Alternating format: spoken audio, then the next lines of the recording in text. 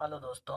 अगर आज हम देखेंगे हेलो दोस्तों, आज हम देखेंगे present indefinite tense. Present indefinite tense की अगर बात करें तो ये सामान्य वर्तमान काल के नाम से जाना जाता है।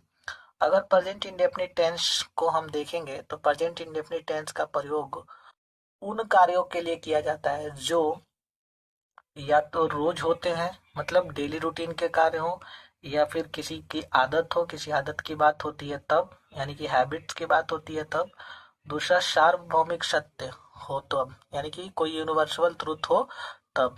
या अस्थाई तथ्यों के होते हैं तब, यानी कि कोई परमानेंट फैक्ट्स होता है तो उसको लिखने के लिए हम किसका प्रयोग करते हैं? प्रेजेंट इंडेफिनिट टेंस का। अगर हम पहचान की बात करें, इसका आइडेंटिफिकेशन की बात करें, तो हिंदी वाक्यों के अंत में अक्सर वे शब्द आते हैं जैसे ता है, ती है, ते हैं, ता है, ती है, ते हो, ठीक है ना। ऐसे शब्द इसका प्रयोग होता है। जैसे आप देखेंगे कि वह स्कूल जाता है। अगर हम देखेंगे कि वह स्कूल जाता है, ठीक है, तो इसमें हमको मिलेगा कि वह स्कूल जाता है। ठीक है, तो हम देखेंगे कि इसके लास्ट में ता है आया है, इसके लास्ट में ता है आया है, ठीक है। अगर हम दूसरा देखें कि वह खाना खाती है, तो इसके लास्ट में भी ती है आया है, ठीक है। तो ऐसे वाक्यों को हम किस में रखते हैं? प्रेजेंट इंडेफिनिट टेंस में। अच्छा, देखते हैं बनाने का तरीका। बनाने का तरीका के स्ट्रक्चर की बात करें तो जो अफर्मेटिव के सेंटेंस होते हैं, जिनको हम हिंदी में सकारात्मक वाक्य कहते हैं, इनको हम कैसे बनाएंगे? चल देखते हैं। सब्जेक्ट प्लस वर्ब का पहला रूप में, यानी कि सब्जेक्ट सबसे पहले स्ट्रक्चर में हम क्या लिखेंगे? सब्जेक्ट, फिर वर्ब का फर्स्ट फॉर्म, फिर फर्स्ट फॉर्म में यस या यस, यानी कि जो भी सब्जेक्ट होगा ही सी इट, इनमें से अगर या फिर कोई नेम होता है तो इसके साथ वर्ब में यस या यस हम क्या कर देंगे? लगा देंगे। और फिर ऑब्जेक्ट। चलिए देखते हैं हम कि किसके साथ हम वर्ब का में यस या यस लगाएंगे और किसके साथ नहीं। तो हम देखेंगे कि आई और वी, यू एंड दे, अगर इनमें से कोई रहता है तो हम इसके साथ वर्ब में यस या यस नहीं लगाएंगे। लेकिन अगर ही सी इट नेम में से कोई होता है तो इसके साथ वर्ब में यस या यस लगेगा, ठीक है।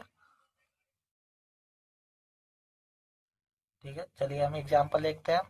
एग्जाम्पल की अगर बात करें, देखिए आई प्ले क्रिकेट, यानी कि मैं क्रिकेट खेलता हूँ, तो इसके लास्ट में ता आया है। बना कैसे है? आई प्ले क्रिकेट, यानी कि सबसे पहले सब्जेक्ट लिख दिया गया है आई, फिर वर्ब लिखा गया है और उसके बाद क्रिकेट। अभी यहाँ पे आपने देखा यहाँ पे कि जब भी कोई आई वी यू दे में से कोई भी यूज होता है तो वर्ब का फर्स्ट फॉर्म लगता है, उसके साथ यस या यस नहीं लगा है। तो यहाँ देखिए आई लगा है, तो आई के साथ वर्ब का फर्स्ट फॉर्म ऐसे ऐसे प्ले लग गया है, इसमें यस या यस नहीं लगा है। और लगता है सी रीड्स ए बुक, हिंदी इसका होगा वह किताब पढ़ती है। तो देखिए ये एग्जाम्पल है कि वह किताब पढ़ती है, तो इसमें देखिए सी लगा है, तो यहाँ पे अभी आपने देखा कि सी के साथ वर्ब में यस या यस लगता है। तो देखिए सी लिखा है, फिर रीड लिखा है, रीड मतलब पढ़ना होता है, इसमें यस लगा है क्योंकि सी सिंगुलर होता है और सिंगुलर के साथ वर्ब में यस या यस लगता है। तो सी रीड्स ए बुक, वह किताब पढ़ती है। अगला है Ram goes to school, Ram school जाता है। तो देखिए इसमें राम स्कूल जाता है, राम भी क्या है? एक नेम है, और यहाँ अभी आपने देखा कि नेम के साथ भी यस या यस लगता है, तो इसलिए यहाँ लगा है राम गोज टू स्कूल। चलिए आगे देखते हैं कि अगर वाक्य निगेटिव सेंटेंस में आता है, यानी कि नकारात्मक वाक्य आता है, तो इसका स्ट्रक्चर क्या होता है? तो इसका स्ट्रक्चर होता है सब्जेक्ट प्लस डू या does plus not plus verb का फर्स्ट फॉर्म प्लस ऑब्जेक्ट, ठीक है।